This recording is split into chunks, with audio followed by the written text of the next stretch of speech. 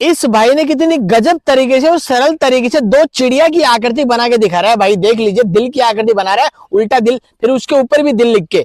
और दोस्तों आप सोच रहे हैं कि दिल नहीं दोस्तों, लेकिन खतरनाक तरीके से मतलब दो चिड़िया की आकृति बना के दिखा रहा है भाई, सरल तरीके से और गजब तरीके से। आप खुद देख सकते हैं वीडियो में, जितना हो सके वीडियो को शेयर कर दीजिए ताकि कोई भी ड्राइंग बनाने का इच्छुक हो ना दोस्तों, वो देख के बना सकता है। दोस्तों देख सकते हैं कितनी गजब लग रही है चिड़िया, दोनों आपस में देख रही है दोस्तों, देख लीजिए आप।